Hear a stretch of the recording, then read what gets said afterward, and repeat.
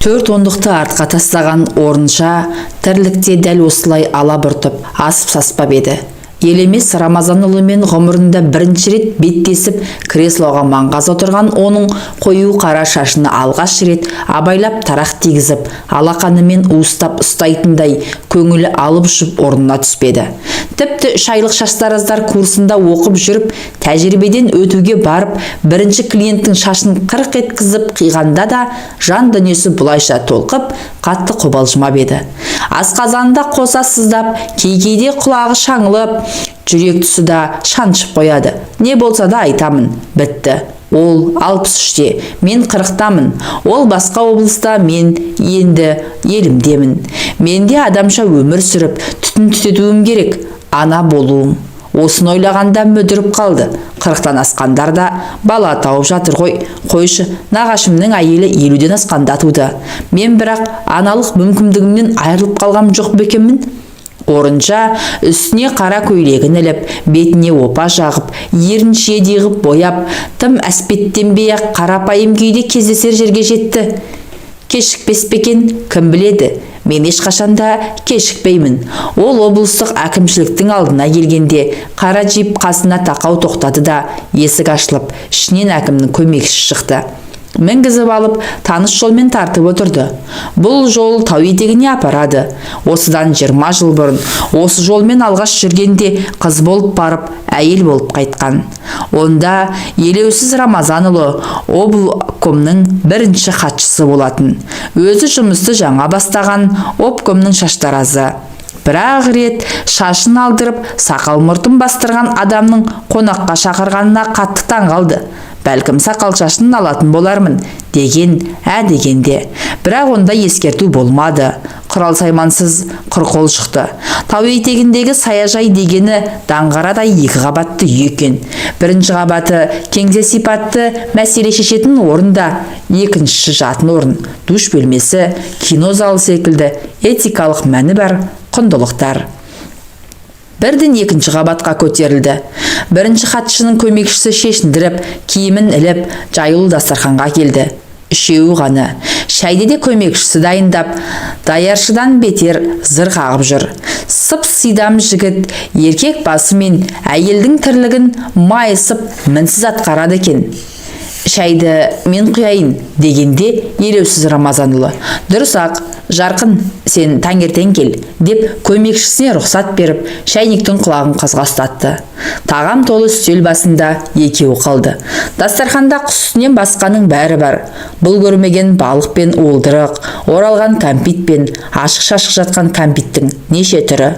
Қызыл гүл мен жасыл жапырақтың бейнесі өрнеленген тіске жұмсақ топ-томпақ торт. Құйған шайың тәтті екен, деді обком басшысы кішкентай баладай тіл шығара сөйлеп.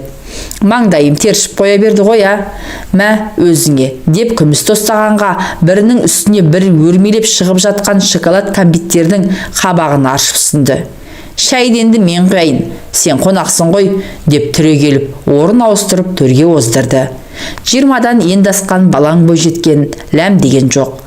Бұрын 1-2 рет көрген кісінің қарапайымдылығына тәнті болды. Шай құйғанда қолы дірілдемеді.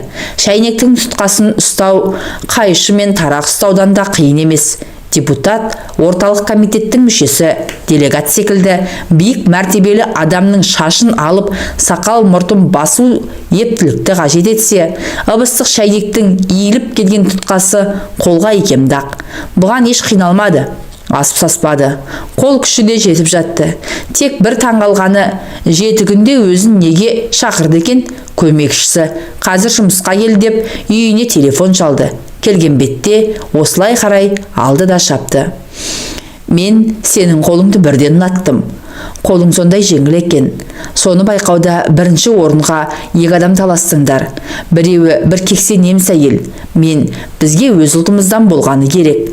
Қазақ қыздарын этикалық кәсіпке баулу керек. Бірінші орында осы орынша Қамысбаеваға деп отырып алдым. Рахмет, деді баяу ғана. Енді іш мен құйған шайдан.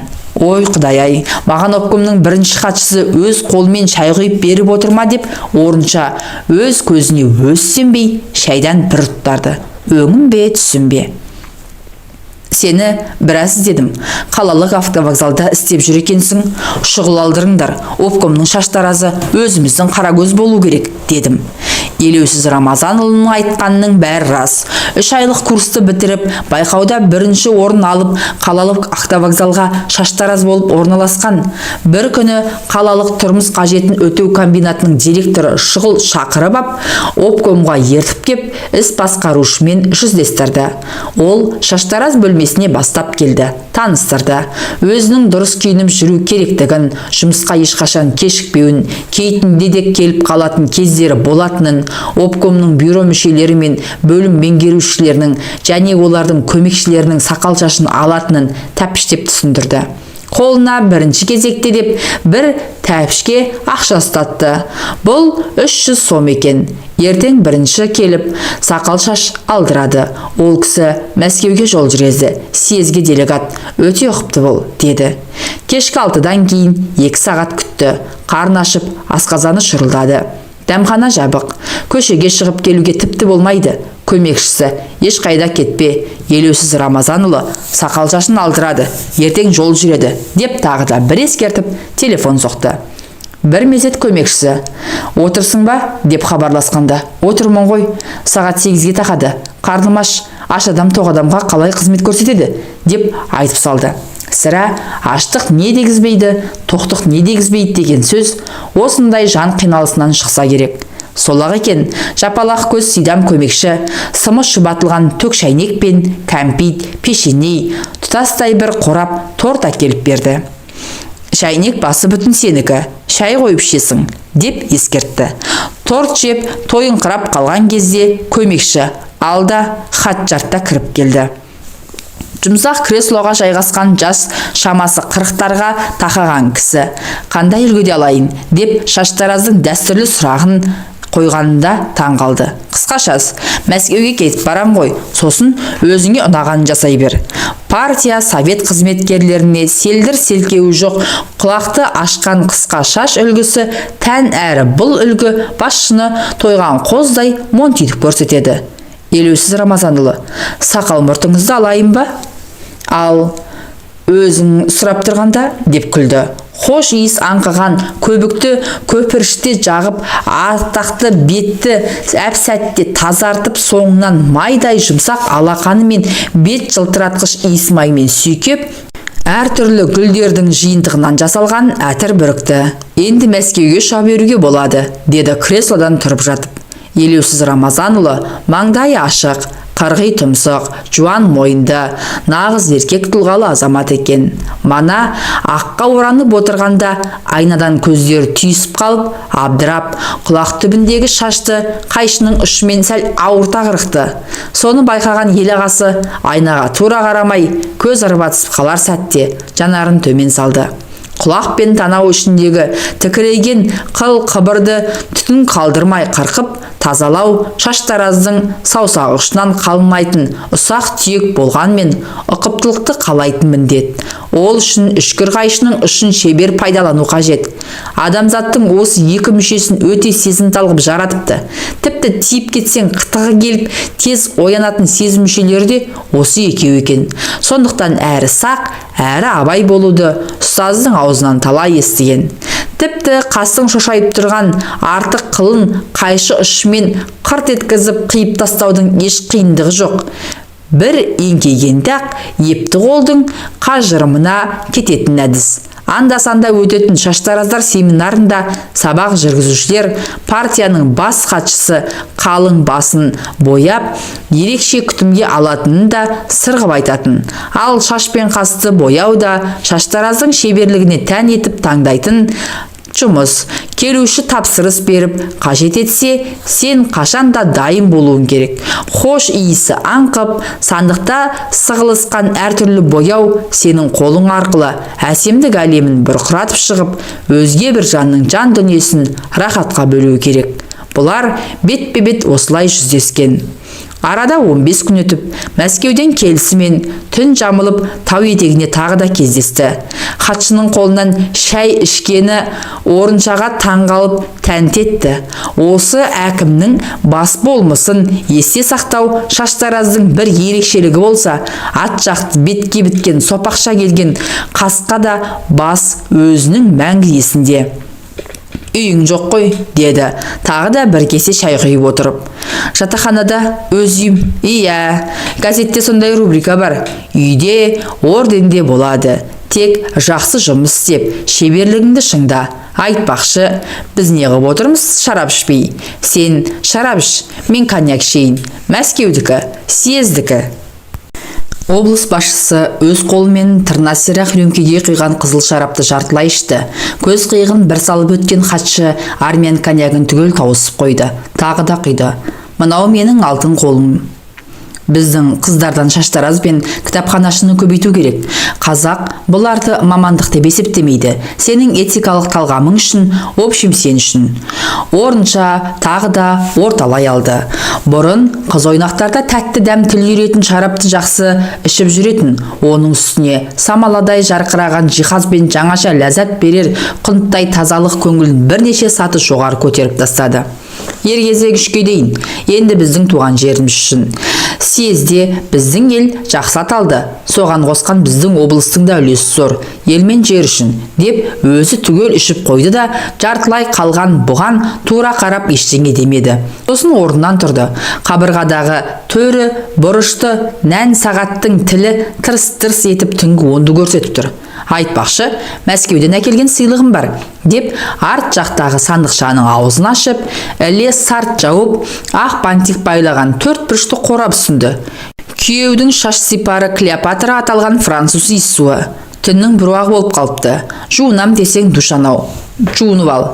Орынша осы бір қарапайым адамның айтқанына қарсылық көрсетпей көне берді. Төбеден жылы су бүріккен душ астында тұрып, жаны рахаттанды. Жатақханада душта, ваннада жоқ, моншаға да, осап та бара алмады.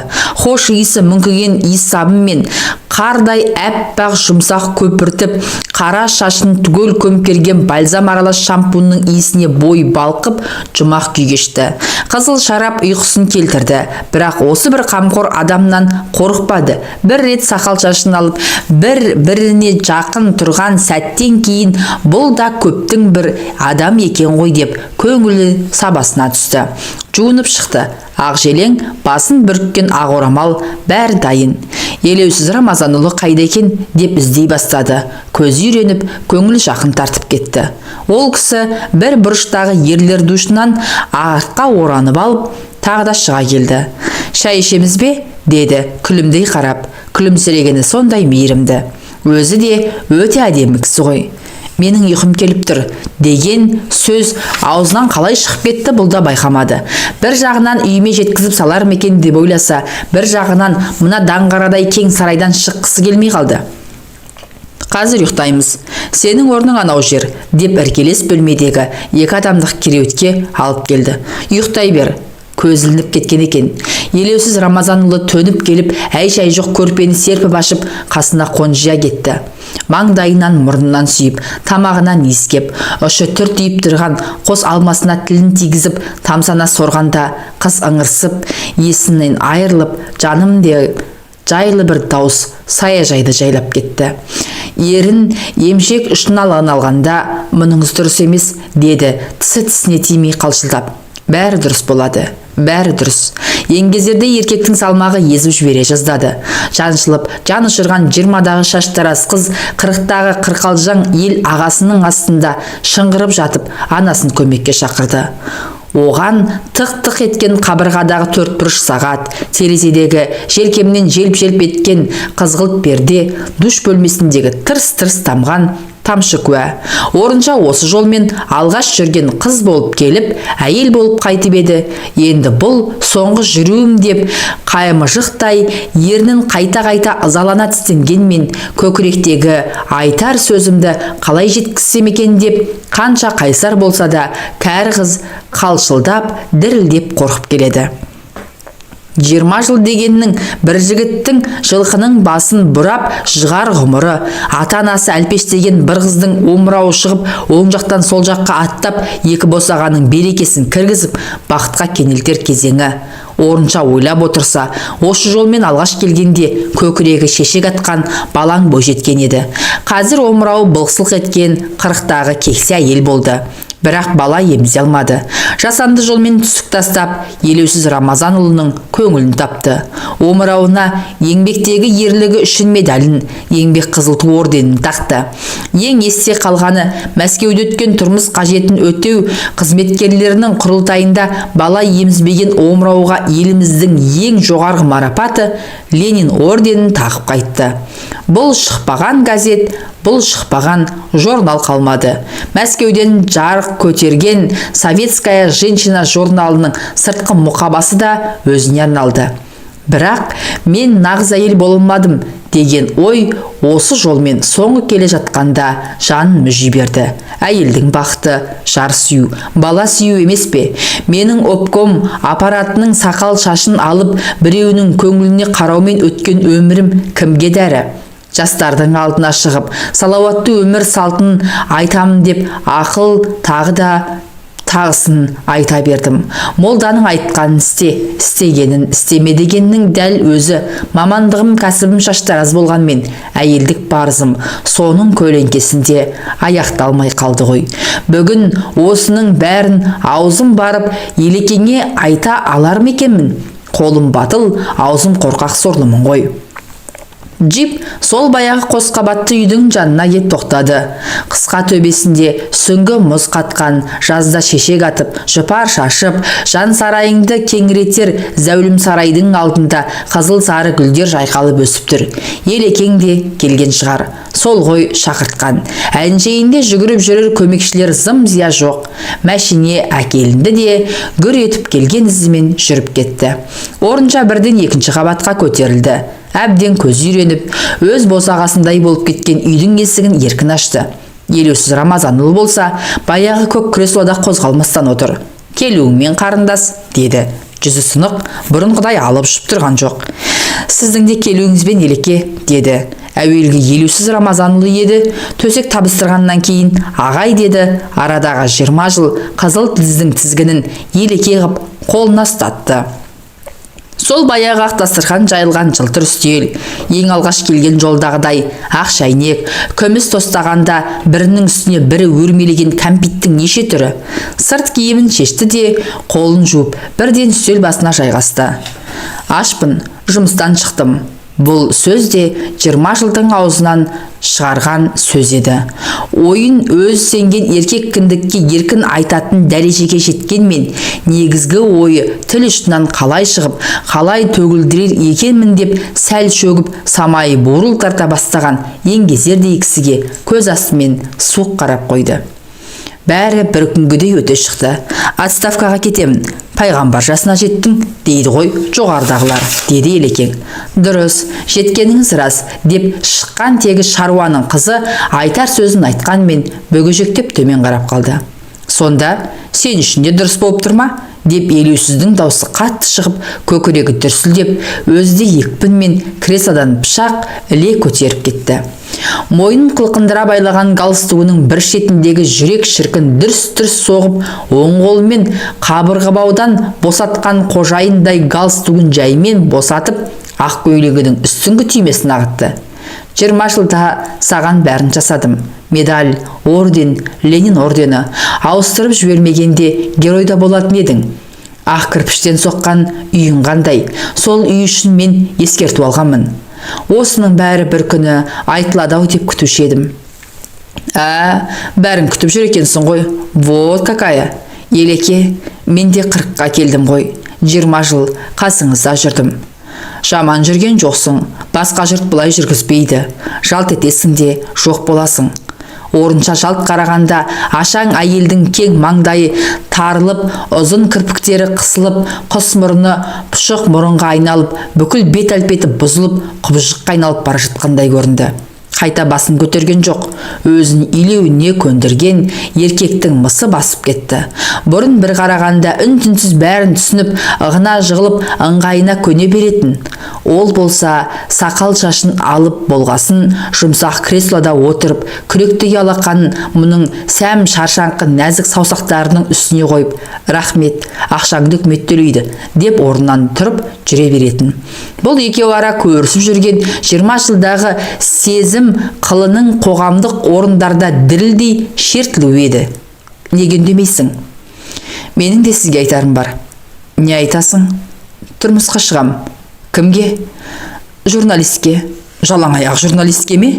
Өзің де сөзге құмар едің. Жалаң аяқтар көбейген заманда жалаң аяққа шығып жетісерсің. Менен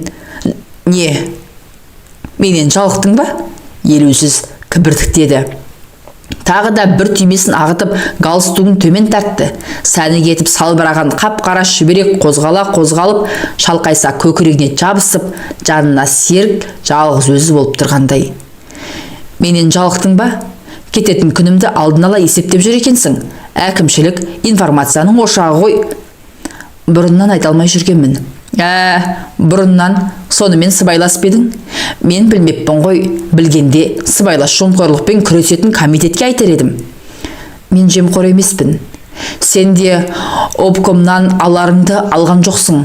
Ол жалт қарағанда сұлу әйелдің өң жүзі тағы да құбыжық кейіпке түсіп, бұзылып бара жатты. Жарайды, суға түсіп алайық. Душқа түс. Ой Аллай, осыдан 20 жыл бұрынғы сөзін тағы да қайталады. Бірақ онда душқа түсіп ал деп жұмсақ рәуішпен сөйлеп еді. Бүгінгі мәнерінде ызаның ызғары, өшпенділіктің салқындығы бар. Қызмет қолдың кірі екенін осылар ойламайды екен ғой. Тағынан түскен күні қалшылдап шыға келеді. Ол сартылдатып суды ағызып жатқанда бұл тұсқа шықты да, қою түнге малынып, әй сәулесі ғана сұлу бейнесін аспаннан тамашалап тұрған гүлдердің арасымен өтіп, кең қақпаны қиналашып келген жолына түсті. Бұл жолы жаяу қайтты. Қаладан 10 шақырымдай жолға табан ізін қалдырып, жүрегі өрекпіп жалғыз кетті. Артынан келер, қол көтерер көлік жоқ. Бұл бір өмірден бөлініп алған бейсеуіт жол. Бұл жолмен тек облыстың бірінші басшысының ғана көлігі жүреді. 10 шақырым тек қара табанның қажыңында ғана қалған орынша мұны біледі. Оны тұрмысқа шықпақшы жігіті Тұрматтың бейнесі алға жетелеп келеді. Бүгін хабарласам деп еді, іздеп жатқан шығар. Онымен танысқалда 1 жыл болыпты. Шаштараздардың облыстық байқауында екеуі әзіл қазы болып бірге отырған. Облыстық газетте істейтін журналистің аты жөнін сырттай білетін. Ол да Ленин ордені Шаштараздың атына сырттай қанық. Екеуі осы кәсіптің қыр-сырын халыққа айтып жеткізуші. Тұрмат тіпті Шаштараздар тарихынан жетік, бұл білмейтін жәйттерді біледі. Мәселен, 1 Петр өзінің шашын өзі алған, монархтардың сақалын қырыққан, сөйтіп Ресейге мәдениет пен сыпайылықты алып келген. Біздің бүгінгілер ақ көбікке бетін малып, сақалымды ал деп шіреніп отырғанға мәз деп, оның әр сөзін есіне түсірген сайын ай астындағы адымы ашыла берді. Елекең душтан шықтым екен. Ол кісі ұзақ шомылады. Сосын мен іздейді. Қалаға звондар, кімге звондайды? Бұнда қазір оның сөзі жүрмейді. Бұрын басқа қаладан ұрын келгенде, менің келгенімді ешкім білмеуге тиіс деп, өзіне де бұған да қатаң қырағы талап қоятын. Мұның аузының беріктігіне сенеді. 20 жылда иненің жасауындай із қалдырған жоқпын деп ойлайды ғой ол өзін. Ал орыншаның Елекең білмейтін бір сыры бар. Ол басқа облысқа ауысып кеткесін, Мәскеуден обкомға шұғыл тексерумен бір инспектор келген. Түн жамылып тәтті ұйқы құшағында жатқанда телефон шырылы оятты. Сосын қоян жүрек көмекшінің бірі үйіне кеп, сізді бірінші іздеп жатыр, деді. Тез-тез деп қалш-қалш етеді. Киініп шықты. Сөйтсе, 1 күн бұрын сақалын қырғызған мәскеулік қонақ қызып отырып, обкомның шаштаразы қандай әдемі деп тамсанып есіне түсіріпті. Сол сөз аузынан шығуы мұң екен, сізбен бірге қасыңызда отырса қалай қарайсыз, деп құрақ ұшып бірінші хатшы. Қарсы емеспін деген бір ауыз сөзден кейін көмекшісі обкомның ақ кірпіштен соғылған ақшаңдақ үйіне қарай құстай ұшып, өзін көптен жүрмеген кәнігі жолмен саяжайға жеткізді.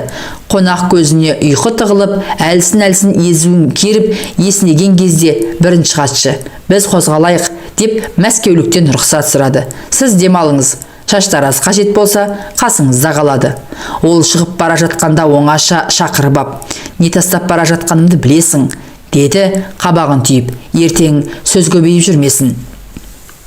Мәскеулік инспектор душқа түс деп те айтпады, бірден бас салды. Тілге келтірмей, не болғанын өзі білмей, отанымыздың жүрегінен келген тергеушінің зілдей салмағының астында таң атқанша жаншылды. Ертеңіне жұмысқа бармады. Әуелі Шаштараздың келмей қалғанын арнайы біліп, сосын қонақтардың кешкісіне сүйсініп, әуелі өзіне өзі, сосын өзінің алдындағы елемес Рамазанұлының мәрттігіне қатты риза болды. Шаштаразын бірге алып жүретін қолбасылар болған, қазір сондай хатшылар бар. Елекең мәрт, тіпті жомарт екен. Әйтпесе өзі тәрбиелеген мынадай Анжеликаны көзі қиып тастап кету дегенің. Хатшының алғысы да, құпиясы да ішінде қалды. Осылай ұлттар достығына бізде үлесімізді қосқанбыз. Елекеңе осының бәрін ескерткенде не істер еді? Мәскеулікке аузын ашалар ма еді? Қайдан шықсын ондай ерлік? Оның алдында сілейіп отырғаннан басқа не бітіреді дейсің? Көп болса өзінің орнына келген хатшыны сыртынан сілейтіп бір боқтар. Бұлардың жігіттігі бір сәтте жуылып кетеді ғой. Ол ай қараңғылық астында ерін қайта-қайта тістелеп, қайырылмай кеткен жастығын қия алмағандай, ішін ыза кернеп, даңғыл жолдан иіліп басталған жалғыз аяқ соқпаққа қарай бұрылды. Елекең іздесе таба алмай қалсын. Бұл соқпақта қалаға апарады.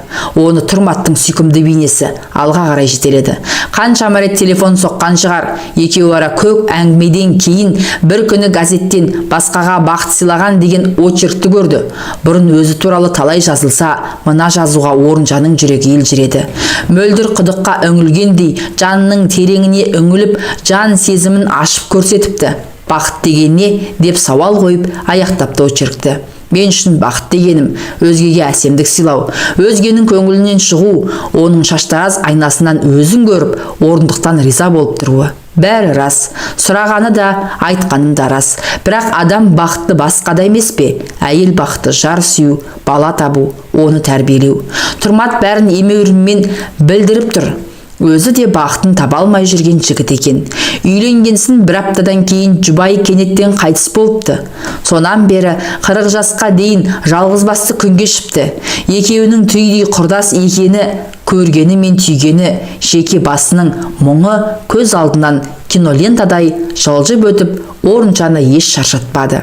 Көңілі қобалжығанда, көкірегіндегі запыранды сыртқа шығарып тастағанда, жаны жеңілдеп, Алтай тауының ағараңдағы жаздың салқын самалы астында сергек басып келеді. Салмағы жеңіл қара сөмкесін біресе оң қолына, біресе сол қолына ауыстырып, жан дүниесінің ар жағынан бір айқайлаған тәтті дауыс естілгенде қала оттары көрінді. Келіп қалдық. Даңғылға шыға бергенде мәшине ұстаймын. Елекең енді мені таппайтын шығар. Бәрі де түсінікті болды ғой. Жалғыз соқпақ даңғыл жолға тірелді. Мәшине өте қалса, қол көтеруге дайындалып, оң қолын босатып, сөмкесін соң қолының қарасына ілді. Тұрматтың даусы құлағына келеді. Сен қайда жүрсің ей? Түнделетіп қыдырып кетіпсің ғой, дейді. Алғаш кафеге шақырғанда даяршы жігіт тамақты алдарына әкеп қойған кезде, Сталин қанша патша болса да керсендегі тамақты өзі құйып ішкен деп айттым ба өзім, мен де өзім құйып ішемін деп мәз болған.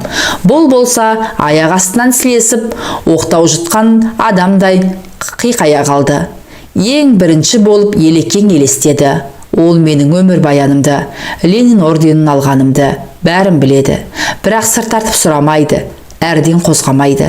Әйтпесе ауыл мен аудандағы шаңға көміліп, суыққа бүрсеңдеп тоңып тұрып қызмет көрсеткен Шаштараздар неге алмайды осындай марапатты? Жылы жер, жайлы көрпе болды менің өмірім. Неге мұңайып қалдың? Деді. Өзі өте сезімтал. Мұңая берме, өмір алды. Бақытты сәттерінің бәрі алдыңда. Адамның өңірі түгелімен бақытты болмайды. Оның бақытты сәттері болады. Биылдан қалдырмай үйленбекші. Күздің алғашқы айларында той өткізбекші болып келіскен. Олар бір бөлмелі пәтерде тұрады. Оны өткізіп, не сатып, менің үйіме келеді. Ақ шағаладай ақбоз үй тұрғанда бір бөлмеге тығылып, сол үйге адам толтыра алмай жүрмін бе? Даңғыл жолмен Жигули зулап келеді. Қол көтеріп еді, тоқтай қалды. Орталыққа. Қаншаға келісесіз? Қанша сұрасаң сонша. Кеттік. Мәшине ақшаңнан зәулім үйдің алдына келіп тоқтағанда теледидарға қараудан көзі талмайтын жүргізуші жігіт жолаушы әйелді шамыртқандай болды.